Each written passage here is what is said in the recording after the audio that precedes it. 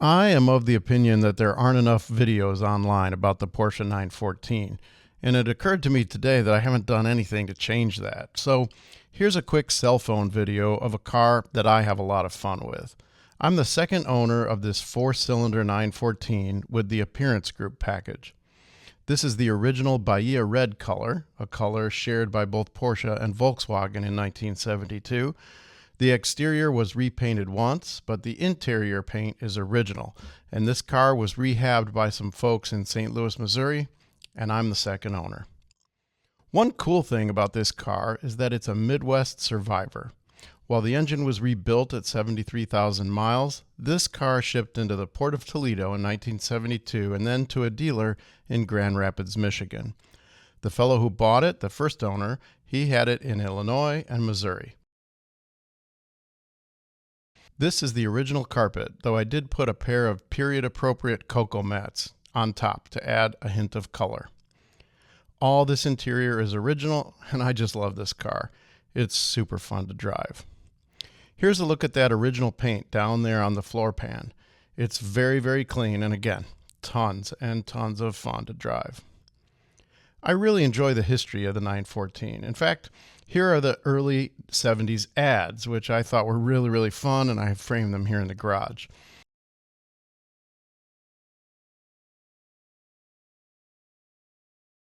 And also, there's a fellow named Andrew in Australia who makes these great production posters. His illustration shows the entire production run of the 914 right there at your fingertips. So I love this car, and I have a ton of fun driving around in it. My very first car was a 1971 Standard Beetle sedan, so that and my love of air-cooled Porsches drew me to the 914. This car has the exact same wheels as my 71 Beetle, and like I said, it's really fun to drive.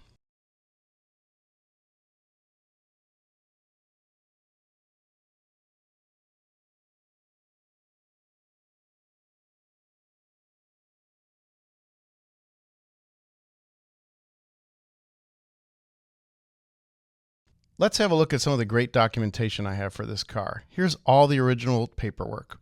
I think this stuff is really neat. This is the original window sticker, the VW dealer reconciliation, the owner's manual, the maintenance records, and both sets of original keys. I also found a cool sales brochure from that year and a really neat Porsche VW mechanics patch. This is my inspiration. This was my first car. When I was 16, I took that photo near the dunes in West Michigan. It's a 1971 Standard Beetle. It was so sparse inside. I loved how plain it was.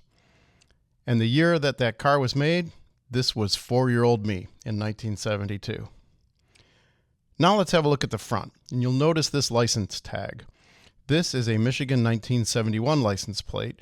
Michigan didn't have 72 plates, so you just put a sticker on it. Notice the numbers and letters. That's a ham radio operator plate. I was able to buy the entire set of these plates. I also looked up his call sign, Whiskey Alpha 8, Alpha X-Ray Whiskey. That's what's called a silent key, a radio call sign belonging to an operator who has passed away. For many years, this gentleman was very proudly representing his ham radio call sign on his license tag, and I was also able to do a little research on the operator. This serviceman earned the Purple Heart in World War II. So this plate kind of doubles as an artifact of Michigan license plate history, as well as a memory of this brave man's service. So it's very unlikely that he had these plates on a Porsche 914. At least I don't think so. Here in Michigan, we can register our cars with authentic period plates, so that's a really cool way of telling some history about ham radio, about license plates, and about service to our country. So that was my attempt at getting more videos about the Porsche 914 online. My very fun and smart-looking 1972 4-cylinder, a true Midwest survivor.